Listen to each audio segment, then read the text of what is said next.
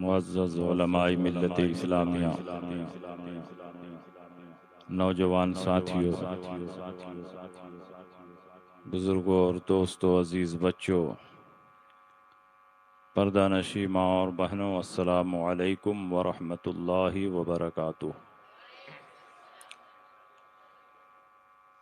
अल्हम्दुलिल्लाह,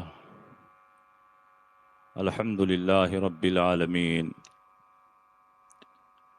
वस्सलातु वस्सलामु अला सय्यिदिल अंबियाइ वल मुरसलीन व अला आलिहि तय्यबीन अत्ताहिरीन व अस्हाबिहिल हादीनल महदिय्यीन, अम्मा बाद, फ़अऊज़ु बिल्लाहि मिनश शैतानिर रजीम, बिस्मिल्लाहिर रहमानिर रहीम। इन्नमा युरिदुल्लाहु लियुज़हिबा अन्कुमुर रिज्सा अहलल बैत व युतहिरकुम तत्हीरा। आमन्तु बिल्लाहि सदक़ल्लाहु मौलानल अज़ीम व सदक़ रसूलुहुन नबियुल अमीनुल मकीनुल करीम व नहनु अला ज़ालिका लमिनश शाहिदीन व शाकिरीन वल्हम्दुलिल्लाहि रब्बिल आलमीन। कुछ कहने और सुनने से पेशतर आइए हम और आप मिलकर इंतहाई खुलूस व महब्बत और एहतराम व अक़ीदत के साथ गुम्बद खज़रा में आराम फरमाने वाले आका व मौला मदनी ताजदार, दोनों आलम के मालिक व मुख्तार सैयद अबरार व अख़ियार जनाब अहमद मुज्तबा मोहम्मद मुस्तफ़ा सल्लल्लाहु अलैहि वसल्लम की बारगाह में झूम झूम कर दुरूद शरीफ का नजराना पेश करें और पढ़ें, अल्लाहुम्मा सल्लि अला सय्यदिना व शफ़ीना व हबीबिना व मौलाना मुहम्मदिन व बारिक वसल्लिम सलातम व सलामन अलैका या रसूल अल्लाह सल्लल्लाहु ताला अलैहि वसल्लम। हज़रात, ये हम सब की मुश्तरका खुश नसीबी है कि आज उर्से समदी में हाज़री की सआदतें हासिल कर रहे हैं और इस इजलास की सदारत और सरपरस्ती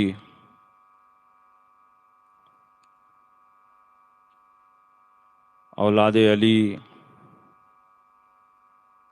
औलाद फ़ातिमतुज़ ज़हरा, आले रसूल, फ़र्ज़ंद बतूल, चमनिस्तान फ़ातिमा के महकते हुए फूल, पीर तरीक़त शेखुल मशाइख़ पासबान मसलक आला हज़रत शहदाए हुज़ूर आला हज़रत व मुफ्ती आज़म हज़रत अल्लामा सैयद शाह गुलजार मियाँ साहब क़िबला वासिती रज़्ज़ाक़ी मदज़िल्लहुल आली फरमा रहे हैं। साहिब उर्स भी आपके सिलसिले के मशाइख़ में एक अज़ीम शेख है, सरकार अब्दुस्समद खुदानुमा रहमतुल्लाह अलैह। उस आलिम रब्बानी, उस शेख तरीक़त, उस क़ुतुबुल वक्त का नाम है जिसने अपनी विलायत व करामत से एक ज़माने को मुनव्वर व मुजल्ला फरमाया।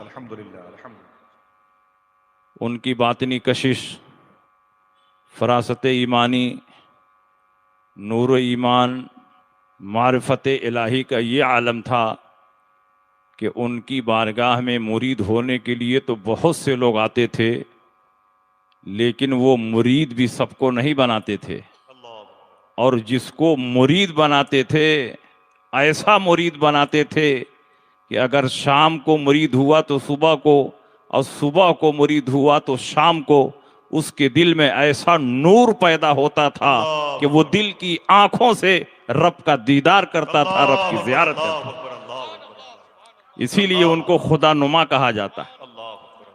आप जरा अंदाजा लगाएं, आज मुरीद करने में कोई तफरीक नहीं होती है। जितने लोग मुरीद हो जाएं, वो कैसा शेख तरीकत था, वो कैसा कुतुबुल वक्त था, वो कैसा नब्बाज़े वक्त था कि हर आदमी को अपनी मुरीदी में कबूल भी नहीं करता था।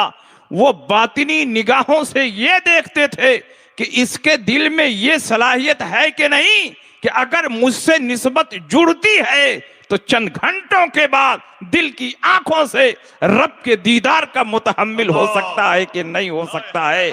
जिसके दिल में ये ताकत और कुव्वत हो, जो ये तहम्मुल रखता हो कि मुरीद होते ही रब का दीदार कर सके, रब की मार्फत हासिल हो जाए, दिल की आंखों से रब की ज़ियारत कर सके, वही मेरा मुरीद होगा। अल्लाह अकबर, नारे तकबीर, नारे रिसालत, फैज़ाने सरकारे खुदानुमा, अल्लाह अकबर, अल्लाह अकबर, अल्लाह अकबर। और दिल की आंखों से रब को देखना ये न मुहाले शरई है न मुहाले अकली है।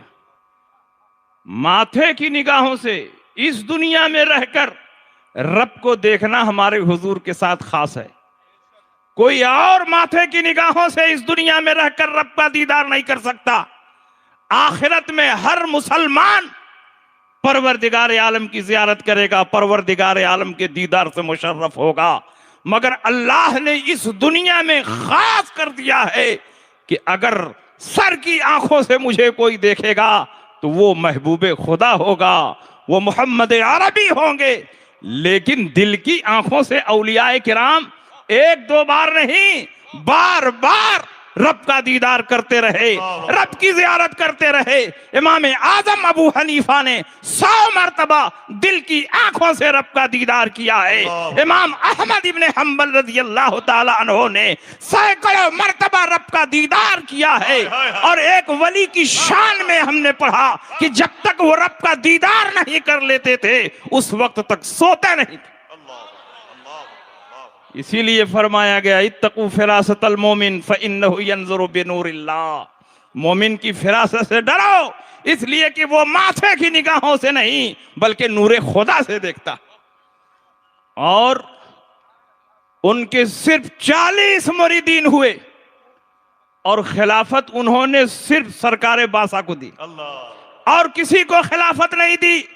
आज का मेयार यह है कि रेवड़ी की तरह खिलाफतें तकसीम हो रही हैं, लेकिन हुजूर गुलजारे मिल्लत के सिलसिले का एक ऐसा शेख भी है जो न हर आदमी को मुरीद करता है, आदमी को खिलाफत देता है। आपने अगर खिलाफत के लिए किसी शख्सियत का इंतखाब किया तो वो हुजूर सरकारे बासा हैं।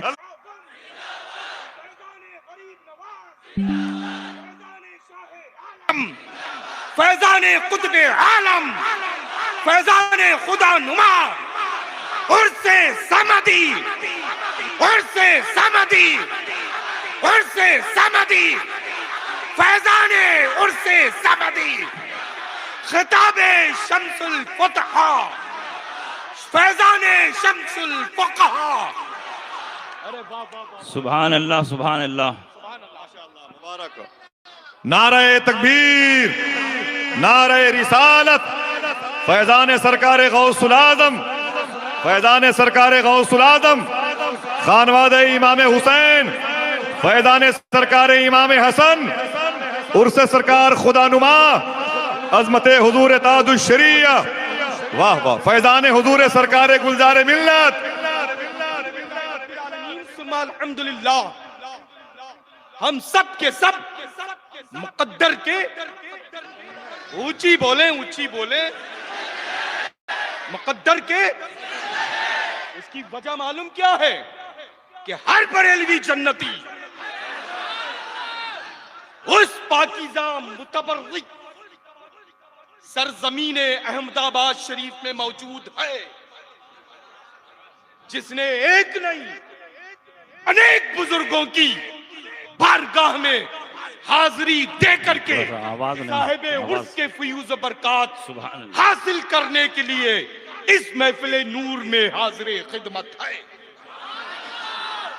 अब जाहिर सी बात है लल्ला कि जब हुजूर सैयदना ताजुल आरिफीन बदरुल कामिलीन उसवतुल मुस्लिमीन इमामुत तारिकीन शेख सैयदना मीर अब्दुल समद खुदा नुमा रदियल्लाहु तआला अन्हु की शख्सियत व ज़ात आला ऐसी है, और जिसने इंतखाब किया जिसको, वो कुतुबुल अक्ताब सैयदना शेख अब्दुल रज़्ज़ाक महबूब बेकमर बासवी की है। और उसने जिसने उस जात ने जिसको इंतखाब किया और अपना जानशीन मुकर्रर फरमाया, वो जानशीन मालूम कौन है? जिस बारगाह का ये फकीर कादरी जारोकश है। अल्लाह का करोड़ों बार शुक्र एहसान है, अल्हम्दुलिल्लाह। यहां निस्बतें इतनी मजबूत है कि अगर कमजोर पास से गुजर जाए तो वो भी मजबूत हो जाएगा, है ना। आज खिताब देखें, क्या बात है। मतलब 2 जुमले में माशाअल्लाह उर्स पाक की पूरी कॉन्फ्रेंस मुकम्मल हो गई। जब ही तो अल्हम्दुलिल्लाह एतमाद और इंतखाब, एतमाद भी हुजूर ताजुश शरिया को, इंतखाब भी हुजूर ताजुश शरिया, एतमाद भी सैयदना मुहद्दिस कबीर का, इंतखाब भी सैयदना मुहद्दिस कबीर का है। और जब बुजुर्गान दीन हमारे, जब बड़े बुजुर्ग किसी को इंतखाब कर लेते हैं तो हम सब लोग उसको दिल में जगह नहीं देते, बल्कि उसका किला दिल में तैयार कर दिया करते हैं, है ना। अल्लाह का फजल है, अल्हम्दुलिल्लाह। और ये मुतबर्रिक उलमाए ज़वील एहतराम का नूरानी काफिला, जैसा मैंने लास्ट ईयर गुज़श्ता साल अर्ज किया था कि खूब सारी हड्डी बोटियां मौजूद हैं माशाअल्लाह, घर वाले मौजूद हैं माशाअल्लाह, सादात ज़वील एहतराम रौनक अफरोज है माशाअल्लाह। अल्लाह तबारक व तआला अपने फजल व करम के सदक़े तुफैल साहिब उर्स के फैजान से हम सबको खूब खूब शर्फियाब व माला माल फरमाए। अभी अल्हम्दुलिल्लाह 2 शहजादे और हैं, हाँ, एक ऑन द वे है, एक आ चुके हैं,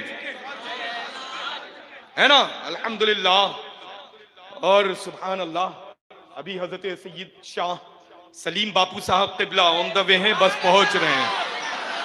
और बिरादर मुकर्रम बिरादर अस्जा हजरत सैयद गयास मिल्लत मद्दज़िल्लहु नूरानी माशाअल्लाह तशरीफ ला चुके हैं, बस कुछ देर में पहुंच रहे हैं, है ना। अल्लाह का फजल है। और अल्लाह, ये सब लोगों ने जो मिल करके महफिल नूर जो उर्स पाक की तकरीब सईद को इनकाद किया है, इतनी खूबसूरती के साथ में अरेंज किया है माशाअल्लाह।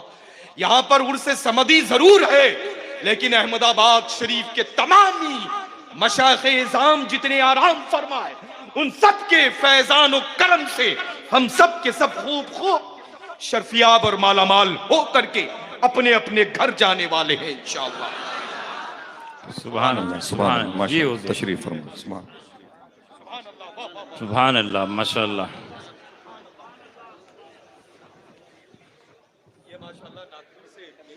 अच्छा अच्छा,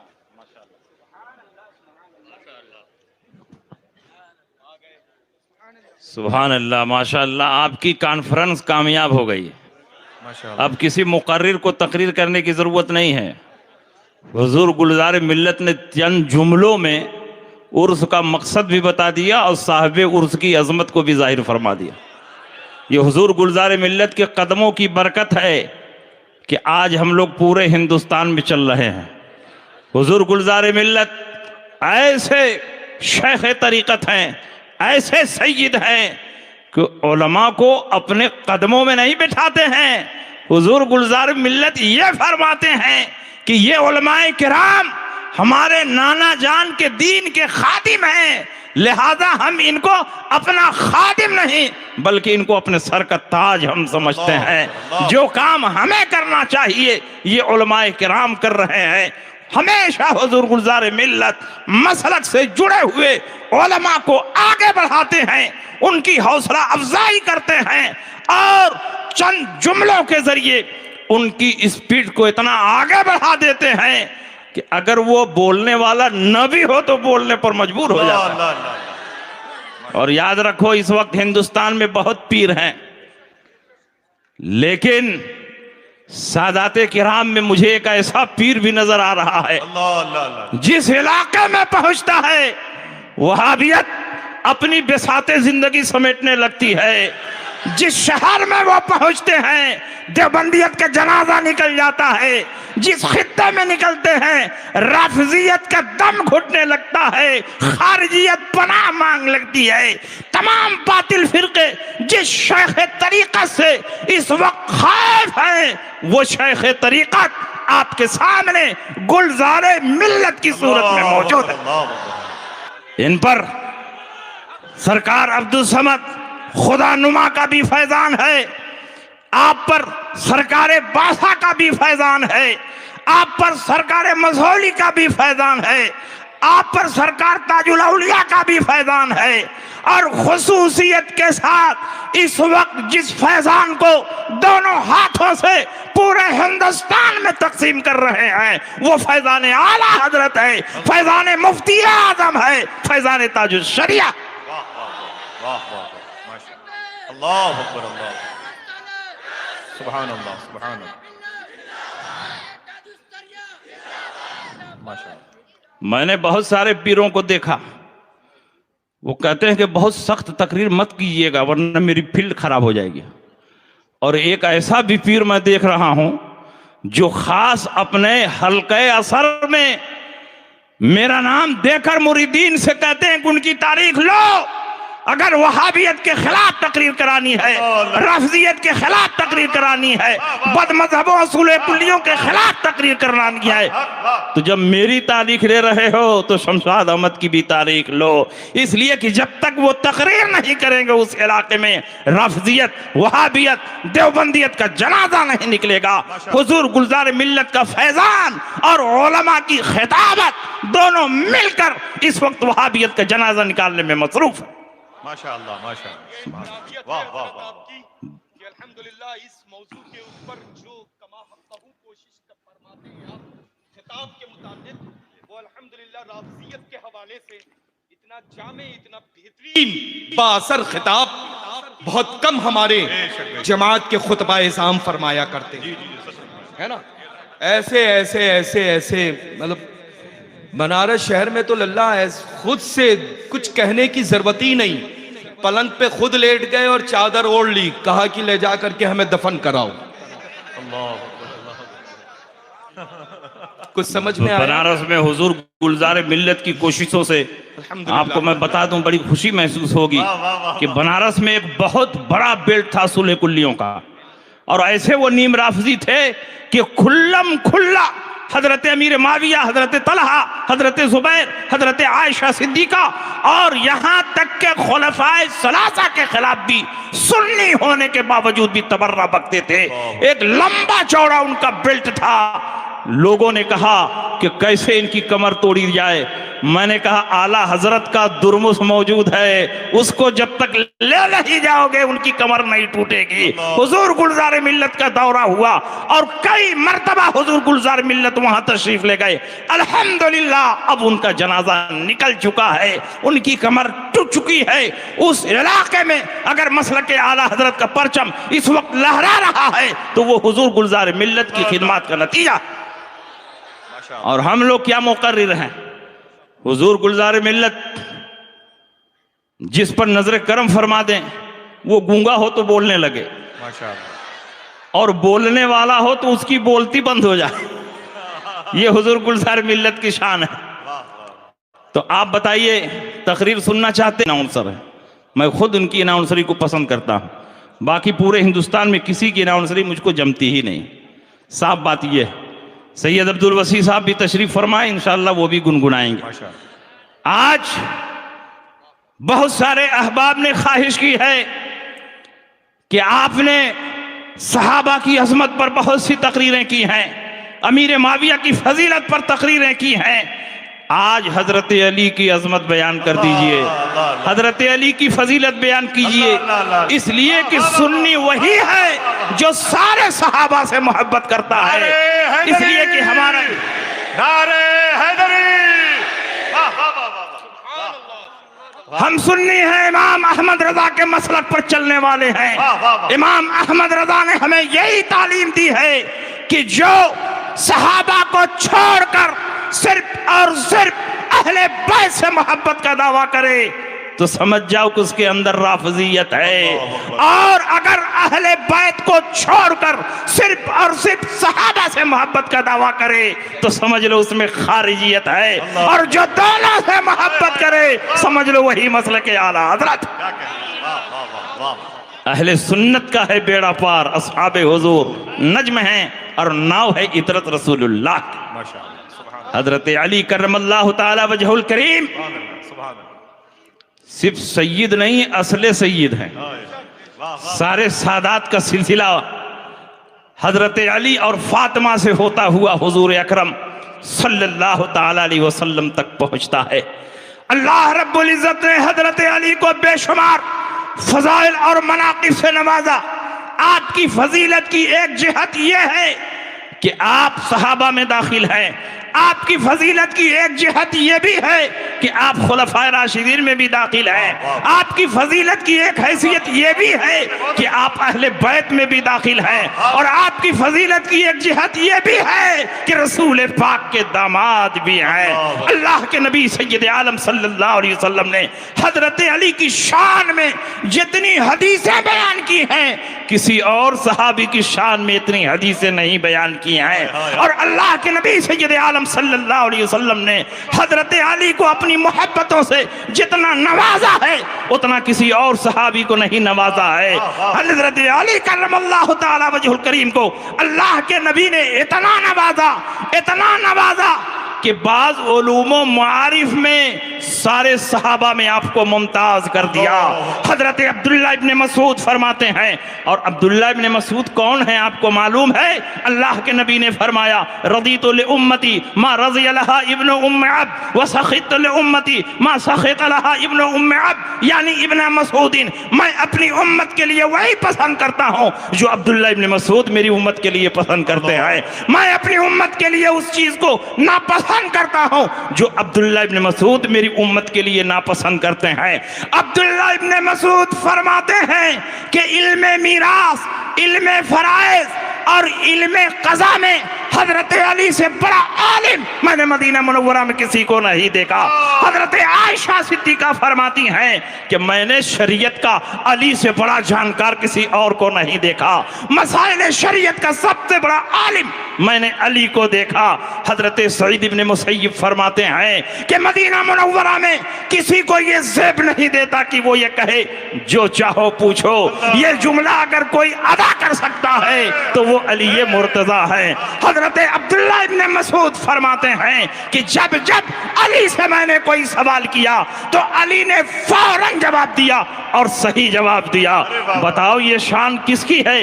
ये सहाबा किसकी अजमत बयान कर रहे हैं? ये सहाबा किसकी रिफात बयान कर रहे हैं? हजरत उमर इब्ने खत्ताब जिनकी राय कुरान के मुआफिक हुआ करती थी, 26 जगहों पर अल्लाह ने हजरत उमर की राय को पसंद फरमाया और उसी के मुताबिक कुरान अज़ीम का नुज़ूल फरमाया। लेकिन जब कोई अहम फैसला आता, जब कोई अहम मुकद्दमा होता तो जब तक हजरत अली को बैठा नहीं लेते, उनसे मशवरा नहीं कर लेते, उस वक्त तक हजरत उमर फैसला नहीं करते। और अगर इत्तेफाक से अली मौजूद ना होते तो हजरत उमर फैसला करते वक्त बार बार अल्लाह की पनाह मांगते थे। वकान उमर इब्नुल खत्ताब यतअव्वज़ु बिल्लाहि मिन मुज़लतिन लैसा फीहा अबुल हसन, जिसमें अबुल हसन मौजूद ना हो, अली मौजूद ना हो और अली को फैसला करना, हजरत उमर को फैसला करना हो तो बार बार उमर अल्लाह की पनाह मांगते थे। ऐ अल्लाह फैसला कर रहा हूँ, अली मौजूद नहीं है कि मशवरा करूँ। ऐ अल्लाह मेरा फैसला गलत न होने पाए, सही हो जाए।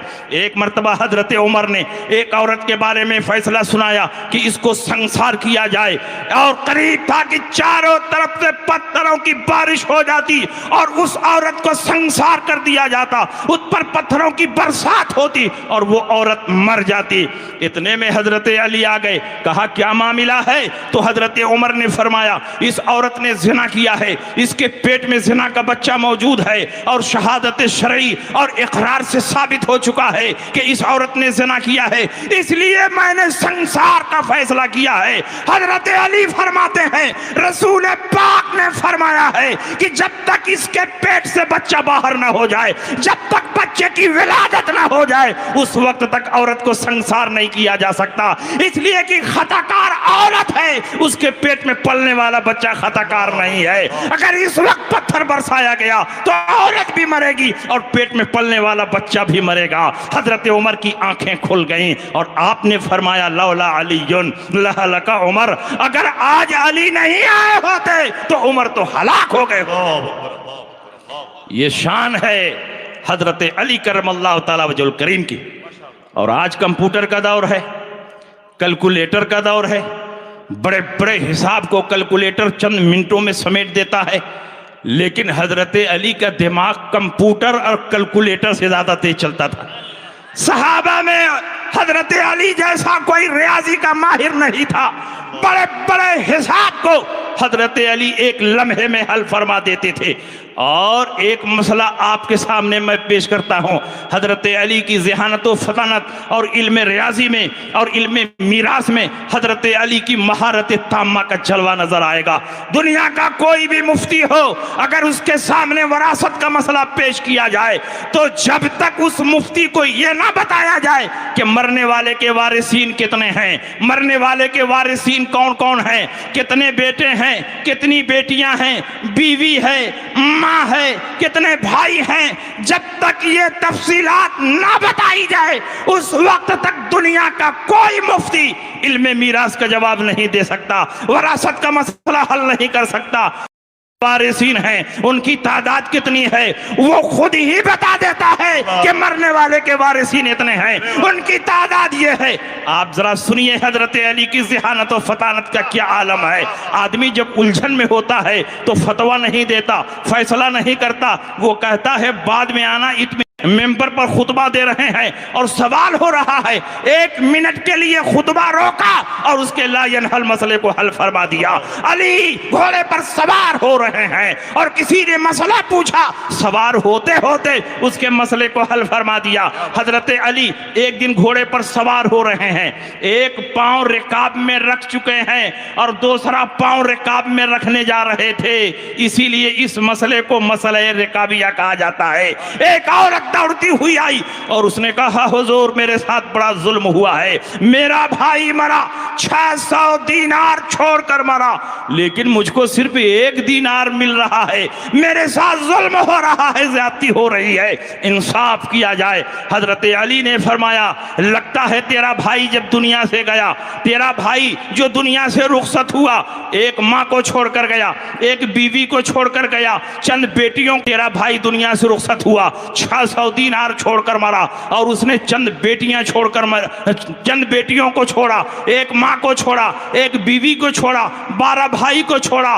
कुरान के रूह से जब 2 और 2 से ज्यादा बेटियां हो तो तू फर उनका हिस्सा होता है। 600 बचे हैं, तेरे 12 भाई हैं, हर भाई को बहन के मुकाबले में डबल मिलता है, तो 12 भाइयों को 24 दीनार मिल गया, 1 ही दीनार बचा, वही तेरा हिस्सा।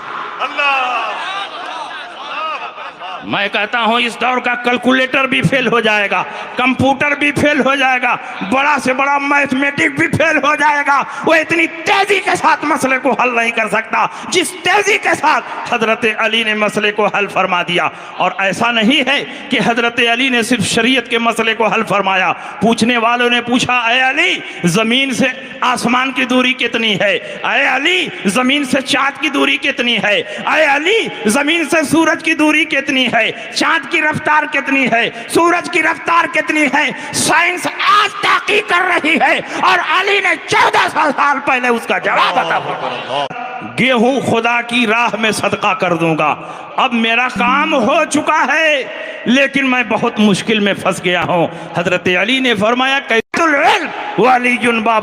मैं शहरे इल्म हूं और अली उसके दरवाजे हैं। नबी ने क्यों शहरे इल्म का दरवाजा अली को बनाया? इसलिए कि अगर इल्म की वुसाअत को जाहिर करने के लिए रसूल पाक बहरुल इल्म फरमाते तो उससे पूरी वुसाअत नहीं जाहिर होती, इसलिए कि समंदर में जरूरत की हर चीज नहीं मिलती है, चंद किस्म के हैवानात मिलते हैं, लेकिन शहर में जरूरत की हर चीज मिलती है। मतलब यह है कि अगर हर किस्म के मसाइल को हल करना चाहते हो तो अली की चौखट पे आना पड़ेगा, इसलिए कि मैं शहर इल्म हूं और अली उसके दरवाजे हैं। शहर में जरूरत की हर चीज मिलती है, इसलिए हर किस्म के मसाइल का जवाब अगर कहीं मिल सकता है तो वो बाबुल इल्म की चौपट है। रियाजियात का मसकता है तो वो बाबुल इल्म की चौपट है। रियाजियात का मसला हो अली जवाब देंगे, हैवानियात का मसला हो अली जवाब देंगे, सियासियात का मसला हो अली जवाब देंगे, हैवानियात का मसला हो अली जवाब देंगे, सियासियात का मसला हो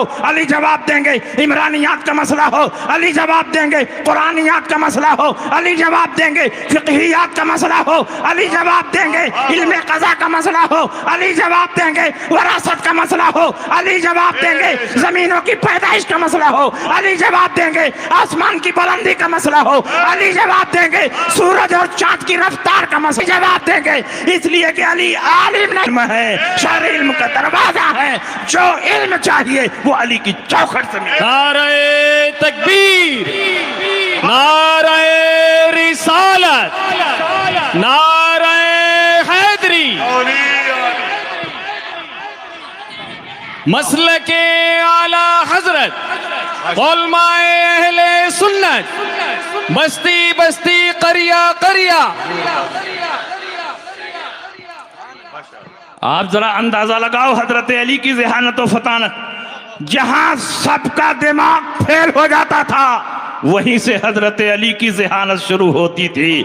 हजरत अली मौलाए कायनात इरशाद फरमाते हैं तो इसमें परेशान होने की क्या ज़रूरत है। उसने कहा हुजूर यही तो परेशानी है कि पूरे अरब में कोई ऐसा कांटा नहीं मिलता, कोई ऐसी तराजू नहीं मिलती कि जिस पर हाथी को वजन किया जाए और उसके बराबर गल्ला तकसीम कर दिया जाए। हजरत अली ने फरमाया बहुत आसान जवाब है, दरिया के किनारे एक कश्ती पर हाथी को लाद दिया जाए और जब कश्ती पर हाथी को लादा जाएगा तो कश्ती पानी में कुछ दबेगी, तो कश्ती जितना दबे उस पर निशान लगा लो और फिर हाथी को बाहर निकालो और उसके बाद उस कश्ती पर गेहूं लादना शुरू करो, गेहूं लादना शुरू करो। लादते लादते जब कश्ती दबकर उसी निशान पर पहुंच जाए तो समझ लो ये वही वजन है जो हाथी का वजन है। अल्लाह अल्लाह अल्लाह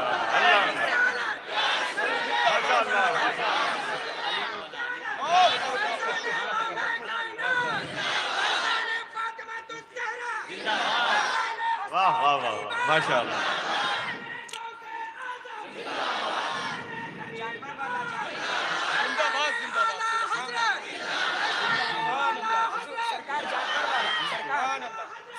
वाह वाह वाह माशाअल्लाह जी।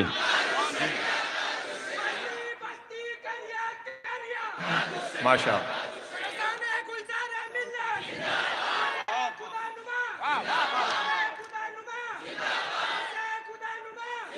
एक शख्स ने हजरत अली करमल्लाह जब इकामत हो चुकी थी और हजरत अली नियत बांधने जा रहे थे, पूछने वाले ने सोचा अगर ये कहेंगे कि बाद में जवाब दूंगा तो जो मशहूर है कि अली से जब पूछा जाए फौरन जवाब मिलता है, ये कायदे कुल्लिया टूट जाएगा।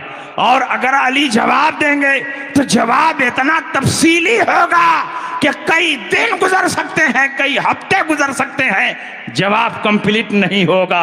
दोनों सूरतों में हजरत अली पर इल्जाम कायम होगा, लेकिन उसे मालूम नहीं है कि ये बाबुल इल्म है, मौलाए कायनात हैं, दामादे पैगंबर हैं, शेर खुदा हैं, फातिह खैबर हैं। उनके सीने पर हाथ रखकर नबी ने फरमाया था अल्लाहुम्मा इहदे क़ल्बा, अल्लाह अली के सीने को रोशन फरमा। तो अल्लाह ने अली के सीने को इतना रोशन फरमा दिया कि अली का सीना इल्म नबी का मदीना बन गया।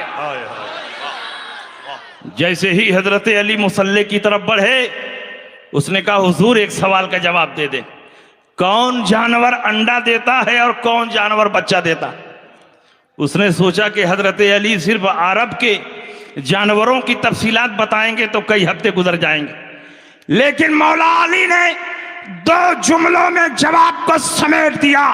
हजरत अली ने फरमाया कि जिस जानवर का कान अंदर की तरफ रहता है वो अंडा देता है, और जिसका कान बाहर की तरफ निकला रहता है वो बच्चा देता है। और अली ने फौरन अल्लाहू अकबर कह दिया, नमाज शुरू फरमा दी।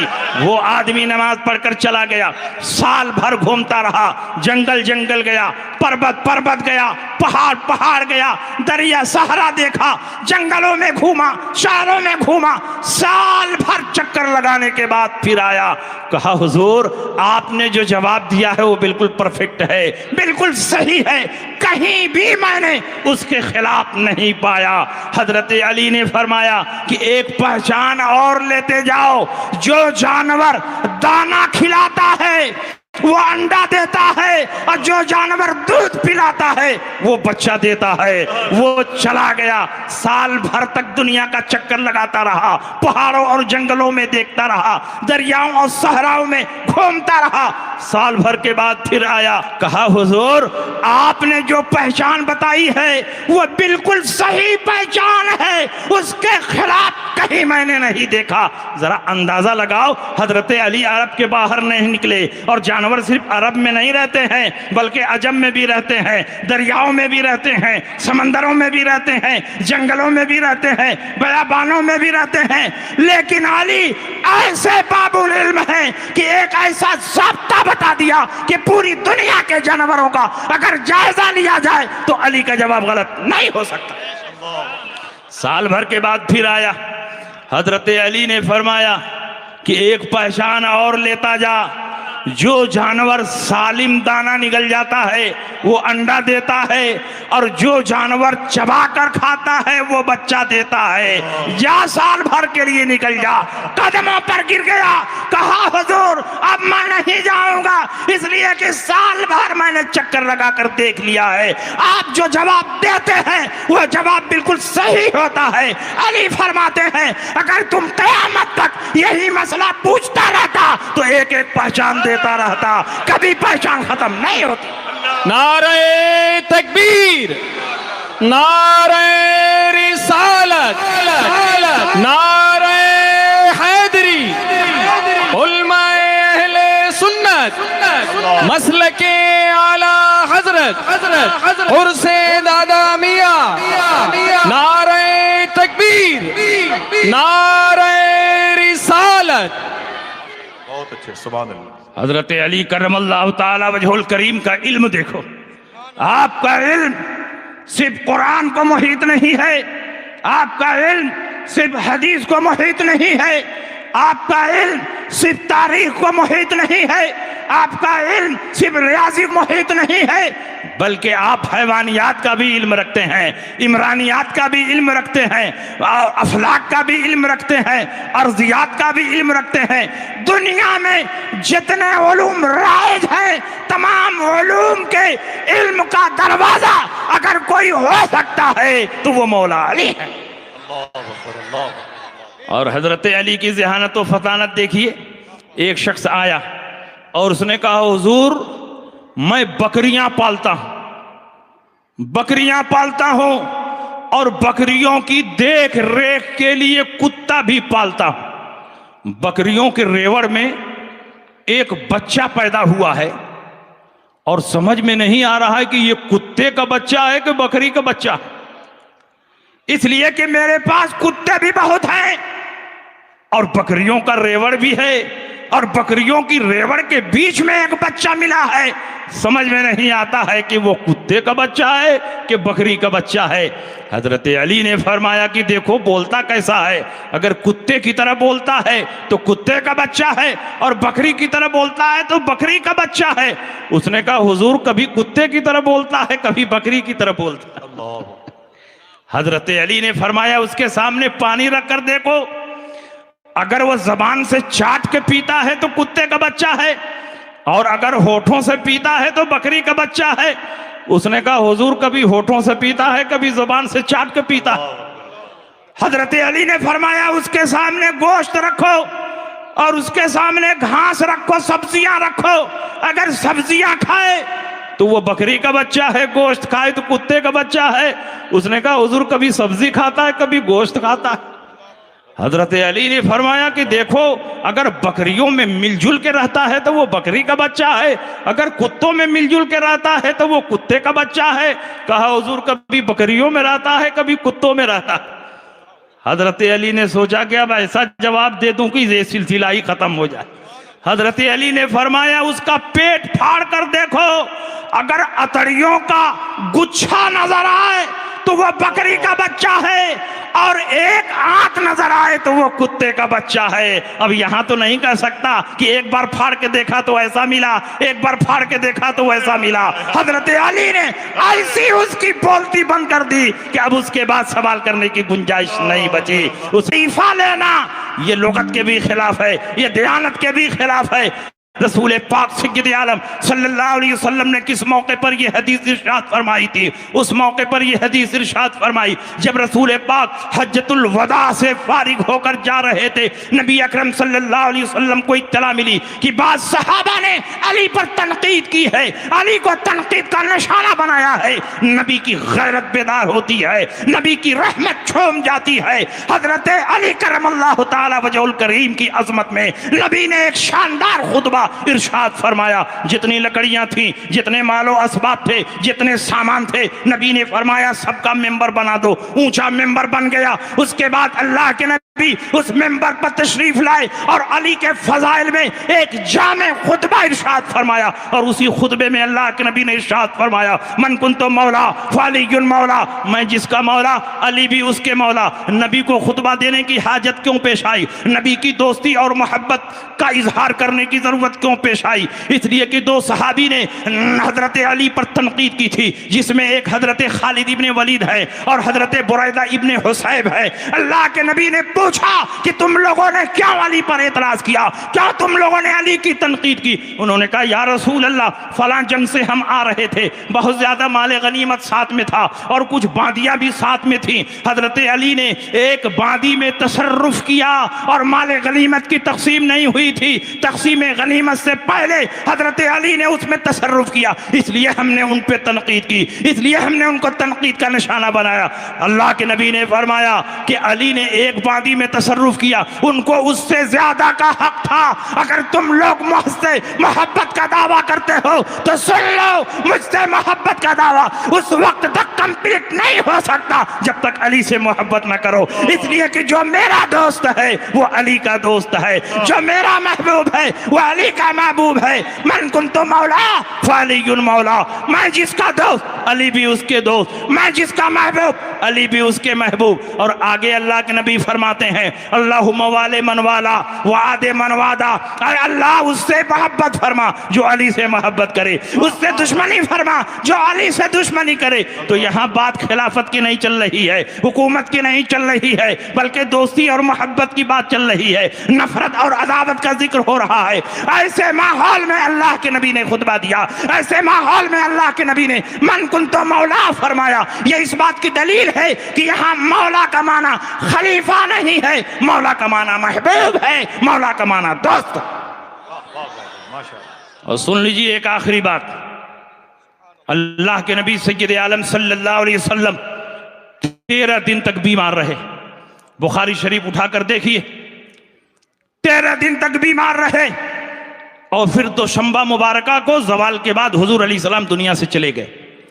13 दिन में 5 दिन नबी अकरम सल्लल्लाहु अलैहि वसल्लम दीगर अज़वाज पाक के पास रहे और उसके बाद 8 दिन हजरत आयशा सिद्दीका के हुजरे में तशरीफ फरमा रहे।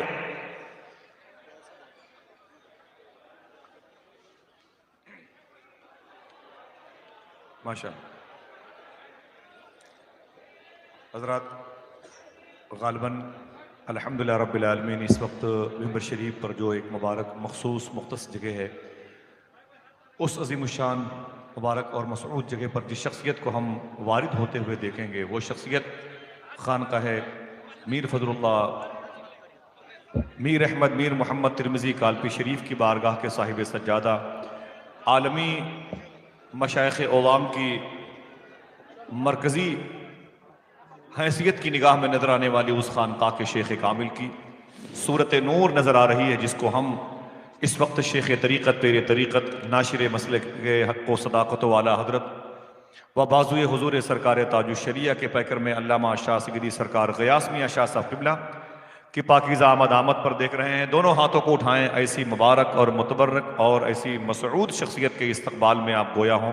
नारे तकबीर, नारे रिसालत, नारे रिसालत, आमदे हुज़ूर सरकार ग़यास मिल्लत, आमदे हुज़ूर सरकार ग़यास मिल्लत, मुहाफ़िज़ान मसलक आला हज़रत, मुहाफ़िज़ान मसलक आला हज़रत, फ़ैज़ान हुज़ूर ताजुश्शरिया, उर्से सरकार खुदा नुमा।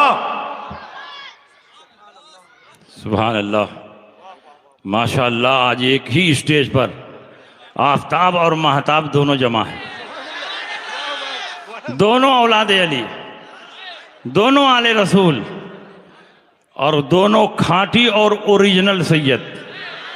हिंदुस्तान में जिन 4 खानकाहों के सैयदों की सियादत की कसम खाई जा सकती है, उनमें से एक खानका के सज्जादा नशीन हुजूर गुलजार मिल्लत हैं और दूसरी खानका के सज्जादा नशीन हुजूर ग़यास मिल्लत, और दोनों मसलक के मजबूत सिपाही हैं, मसलक के अजीम तर्जमान हैं।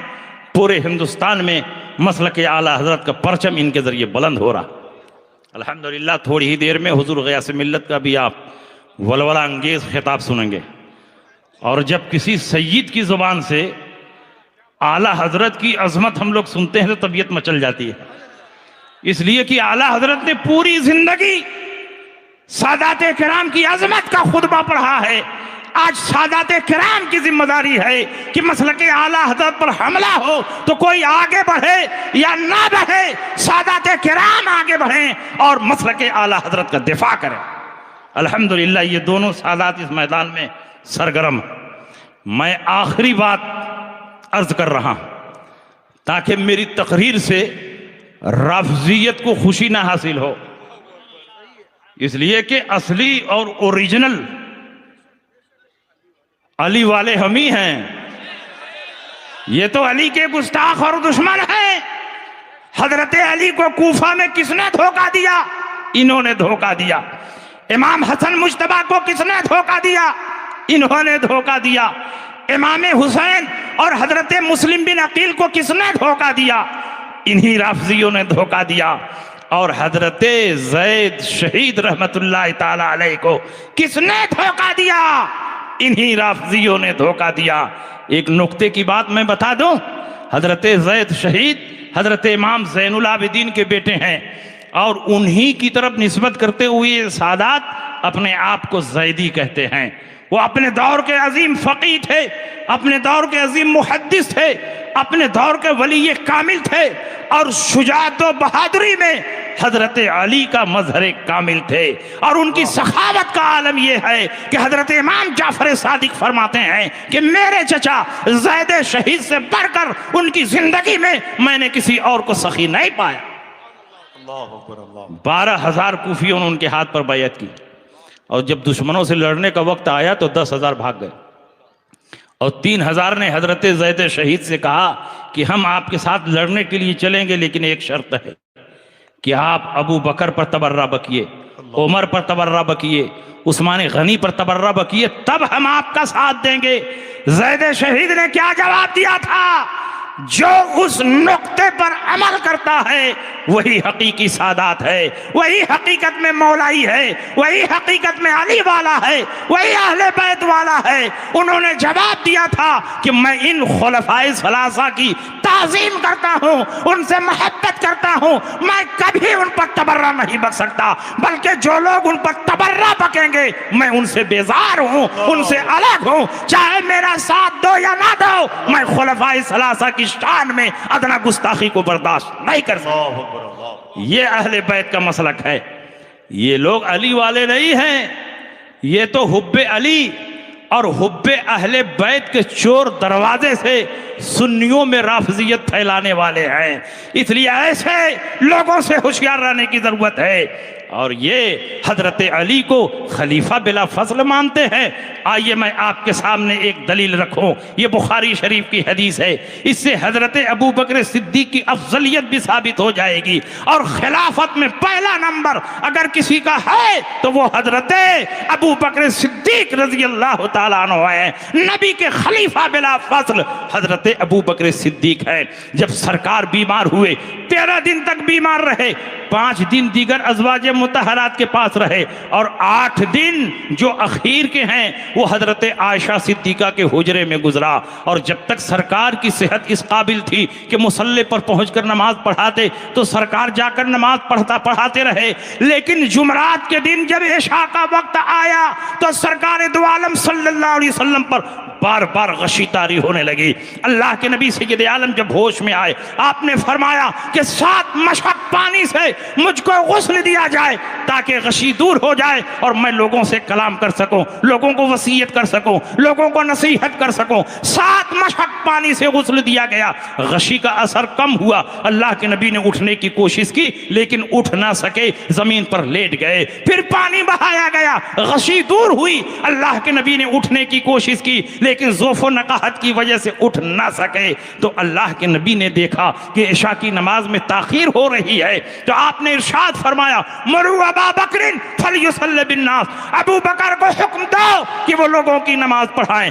हजरत आयशा सिद्दीका, हजरत हफ्सा वहीं पर मौजूद थी। हजरत आयशा ने कहा, या रसूल अल्लाह, इन्नहु रजुलुन रकीकुन इज़ा कामा मकामका ला यस्ततीउ अन युसल्लिय बिन्नास। हजरत अबू बकर सिद्दीक रकीकुल कल्ब हैं, नरम दिल हैं। जब आपकी जगह पर खड़े होंगे तो वो सहाबा की इमामत नहीं कर पाएंगे। आप किसी और से कह दीजिए कि वो जाकर के नमाज पढ़ाएं। हजरत आयशा सिद्दीका फरमाती हैं, मेरा मकसद ये था कि नबी अकरम सल्लल्लाहु अलैहि वसल्लम सख्त बीमार हैं और ज़ाहिरी आसार बता रहे हैं कि 2-4 दिन के बाद दुनिया से रुखसत होने वाले हैं। अगर मेरे बाप मसल्ले पर खड़ा होंगे और नबी का विसाल हो जाएगा तो लोग कहेंगे अबू बकर मनहूस हैं, नबी के मसल्ले पर आए और नबी का विसाल हो गया। इसलिए आयशा फरमाती हैं, किसी और को हुक्म दे दीजिए कि वो नमाज पढ़ाएं। नबी ने फरमाया, मुरी अबा बकरिन फलयुसल्लि बिन्नास, नहीं, अबू बकर को हुक्म दो कि वो लोगों की नमाज पढ़ाएं। हजरत आयशा ने फिर वही कहा। रसूल पाक ने फरमाया, मुरी अबा बकरिन फलयुसल्लि बिन्नास फइन्न कुन्ना सवाहिब यूसुफ, अबू बकर को हुक्म दो कि वो लोगों की नमाज पढ़ाएं। तुम लोग यूसुफ की सहेलियों की तरह हो, अपनी बात पर अड़ जाती हो। हजरत आयशा सिद्दीका फरमाती हैं, उस दिन ये नुक्ता मुझको समझ में नहीं आया, बाद में ये नुक्ता समझ में आया कि आज नबी की जिंदगी में जो नबी के मुसल्ले पर खड़ा होकर सहाबा की इमामत करेगा, नबी के विसाल के बाद वही पूरी मिल्लत इस्लामिया का खलीफा होगा। इस नुक्ते को मैंने नहीं समझा था, बाद में समझ में आया। रसूल पाक ने इसरार के साथ, शिद्दत के साथ, पूरी कुव्वत के साथ अगर किसी को अपने मुसल्ले पर खड़ा किया है तो वो हजरत अबू बकर सिद्दीक है। ये दलील है इस बात की कि आज नबी की जिंदगी में नबी के मुसल्ले पर खड़ा होकर जो सहाबा की इमामत करेगा वही नबी के बाद खलीफा होगा। अल्लाह। अब हजरत अली का भी बयान सुन लीजिए, वो इसी बुखारी में है। हजरत अली फरमाते हैं कि जब रसूल पाक बार बार हुक्म दे रहे थे, अबू बकर से कहो, अबू बकर से कहो, मैं वहीं पर मौजूद था, मैं बीमार भी नहीं था, सेहतमंद था। अगर नबी मुझसे पढ़वाना चाहते तो मुझको भी कह सकते थे, लेकिन यहाँ मसला सिर्फ नमाज पढ़वाने का नहीं था कि किसी को भेज कर नमाज पढ़वा दिया जाए, अपने बाद खिलाफत की तरफ निशानदेही करने का मसला था। इसलिए रसूल पाक ने ना उमर से कहा, ना उस्मान से कहा, ना हजरत अली से कहा, बल्कि अबू बकर सिद्दीक को अपने मुसल्ले पर खड़ा करके तमाम सहाबा की नमाज पढ़वाई, ताकि आज जिंदगी में जो अबू बकर सिद्दीक की इमामत को तस्लीम कर लेगा, मेरे बाद वो अबू बकर सिद्दीक की खिलाफत को तस्लीम कर ले। इसीलिए हजरत अली फरमाते हैं, रज़ीना लिदुनियाना बिमन रज़िया बिही रसूलुल्लाह सल्लल्लाहु अलैहि वसल्लम लिदीनिना, हम अपनी दुनिया के लिए उस शख्सियत से राजी हैं उसकी क़यादत से राज़ी हैं जिसको रसूल पाक ने हमारे दीन के लिए आगे बढ़ाया। हज़रत अली फरमाते हैं क़द्दमक रसूलुल्लाह सल्लल्लाहु अलैहि वसल्लम फ़मनिल्लज़ी युअख़्खिरुका, रसूल पाक ने आपको आगे बढ़ाया है तो कौन है जो आपको पीछे कर सकता है? आप ज़रा बताओ। ये हदीस इस बात का ऐलान कर रही है कि खलीफा बिला फ़स्ल हज़रत अबू बकर सिद्दीक है, क्योंकि जो सबसे अफजल होगा अंबिया और मुरसलीन के बाद वही नबी के बाद पहला खलीफा होगा। जब मस्जिद नबवी की बुनियाद रखी जा रही थी, नबी ने पहला पत्थर अपने हाथ से रखा, अबू बकर को बुलाया और कहा आए अबू बकर, मेरे पत्थर के बगल में दूसरा पत्थर तुम रख दो। फिर उमर को बुलाया, तीसरा पत्थर तुम रख दो। फिर उस्मान गनी को बुलाया, चौथा पत्थर तुम रख दो। नबी के बाद सबसे पहला पत्थर अबू बकर ने रखा, दूसरा पत्थर उमर ने रखा, तीसरा पत्थर उस्मान गनी ने रखा। यह दलील है इस बात की कि नबी के बाद पहला खलीफा अबू बकर है, दूसरा खलीफा उमर है, तीसरा खलीफा उस्मान गनी। नारे तकबीर, नारे रिसालत, नारे तहकीक, नारे हैदरी। एक आखिरी बात सुन लीजिए, अगर रसूल पाक ने मकाम गदीर में हजरत अली की खिलाफत का ऐलान किया होता तो हजरत अली को तो मालूम होता, घर वालों को मालूम होता, हजरत अब्बास को मालूम होता, अब्दुल्ला इब्ने अब्बास को मालूम होता। बुखारी शरीफ की हदीस है, सिर्फ 3 दिन पहले की ये हदीस, इंतकाल और विसाल से 3 दिन पहले की ये हदीस है। हजरत अब्बास और हजरत अली नबी की खिदमत में हाजिर हुए ताकि नबी की इयादत कर लें। जब बाहर आए सहाबा ने पूछा कैफ वजदतुमा रसूल अल्लाह सल्लल्लाहु अलैहि वसल्लम, तुम लोगों ने रसूल पाक को कैसा पाया? तो इन दोनों ने कहा अल्हम्दुलिल्लाह हुजूर की तबीयत कुछ ठीक है। हजरत अब्बास ने हजरत अली का हाथ पकड़ा, किनारे ले गए, कहा अली जाहिरी अहवाल बता रहे हैं कि रसूल पाक 3 दिन से ज्यादा इस दुनिया में नहीं रहेंगे और 3 दिन के बाद आपका विसाल हो जाएगा, और जब नबी का विसाल हो जाएगा तो हम लाठी के गुलाम हो जाएंगे, बेसहारा हो जाएंगे।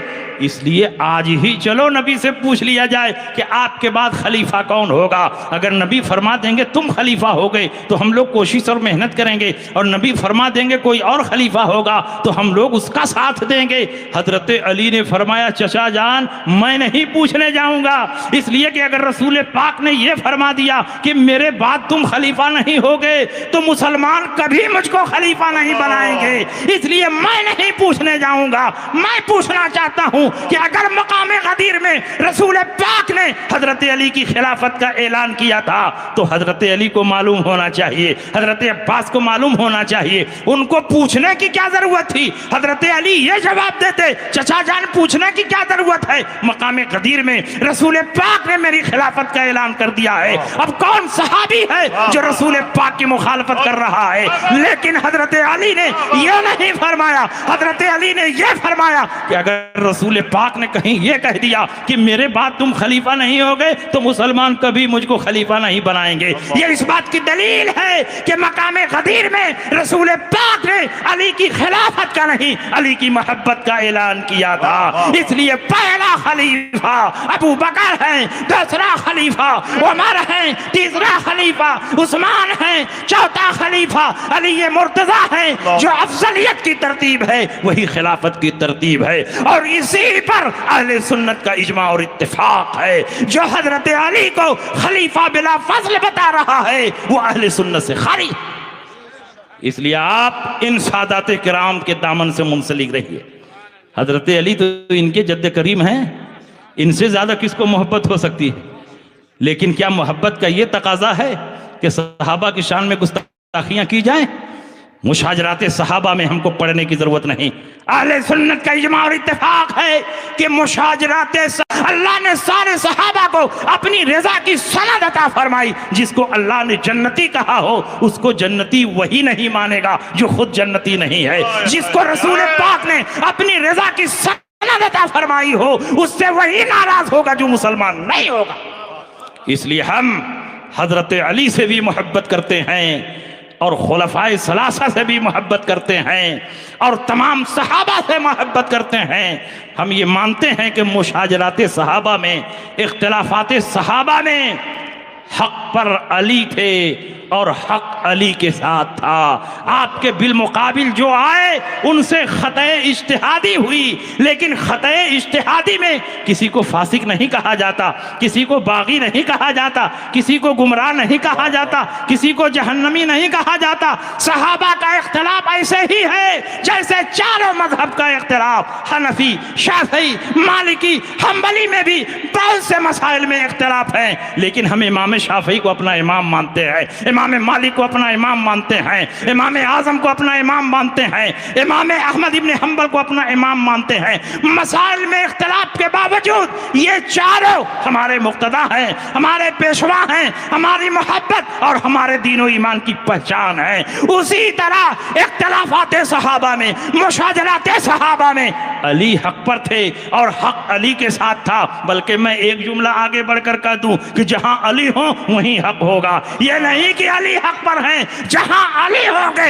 हक वहीं होगा, क्योंकि रसूल पाक ने फरमाया अल्लाहुम्मा अदरिल हक हैसो कान अलीयुन, ऐ अल्लाह हक को वहीं कर दे जहां अली खड़े हो। जहां अली खड़े हो गए वहीं हक है, जहां अली बैठ गए वहीं हक है। जो अली ने फरमा दिया वही हक है, जो अली ने फैसला कर दिया वही हक है। हक अली के साथ है और अली हक के साथ है। लेकिन हमको किसी भी सहाबी की शान में गुस्ताखी करने की कतअन इजाजत नहीं। सारे सहाबा रज़ी अल्लाह ताला अन्हुम व रज़ू अन्हु के मिस्दाक, सारे सहाबा जन्नती हैं। वकुल्लम वअदल्लाहुल हुस्ना लक़द रज़ियल्लाहु अनिल मुमिनीन इज़ युबाइऊनका तहत शजरा के बैअते रिज़वान में जितने सहाबा शामिल हुए सबसे अल्लाह राज़ी है। बैअत रिज़वान में अबू बकर भी शामिल हैं, अल्लाह उनसे भी राज़ी है। उमर भी शामिल हैं, अल्लाह उनसे भी राज़ी है। और हज़रत उस्मान फिजिकल तौर पर अगरचे उस वक्त मौजूद नहीं थे, मक्का में नबी का नुमाइंदा बनकर गए थे, लेकिन नबी ने अपने दाहिने हाथ को बाएं हाथ पर रखकर फरमाया था ये उस्मान का हाथ है और मैं उस्मान की तरफ से बैअत करता हूँ। इसीलिए असहाबे बैअत रिज़वान में जहाँ अबू बकर दाखिल हैं, उमर दाखिल हैं, हजरत उस्मान भी दाखिल हैं, और जितने असहाबे बैअत रिज़वान हैं सबको अल्लाह ने अपनी रज़ा की सनद अता फरमा दी है। लक़द रज़ियल्लाहु अनिल मुमिनीना इज़ युबाइऊनका तहत शजरा, अल्लाह उन तमाम मुसलमानों से राजी है जिन्होंने बैअत रिज़वान में नबी के हाथ पर हाथ रखकर बैअत की है। जिससे अल्लाह राजी हो उससे नाराज रहना ये मुसलमान का काम नहीं है, ये उसका काम है जिसका इस्लाम से और मुसलमानों से कोई ताल्लुक नहीं है। इसलिए आप पूरी मजबूती के साथ मसलके आला हजरत पर कायम रहो। मसलके आला हजरत हमें यह तालीम देता है कि अहले बैत से भी मोहब्बत करो और तमाम सहाबा से भी मोहब्बत करो। जो ऊंचे दर्जे के सहाबा हैं वो भी हमारे मुक्तदा और पेशवा हैं। और फतह मक्का के बाद और फतह मक्का के दिन जो मुसलमान हुए, जब ईमान की जैसे सहाबी बना है, इसलिए हम अमल नहीं देखेंगे बल्कि नबी का चेहरा देखेंगे। बस बातें बहुत हैं कहने के लिए। राफजियों का ऑपरेशन कराना होगा तो अकेले एक मुकर्रिर को बुला लेना, 2.5-3 घंटा बोल के पूरा ऑपरेशन कर देंगे। वाखिर दावाना अनिल हम्दुलिल्लाहि रब्बिल आलमीन।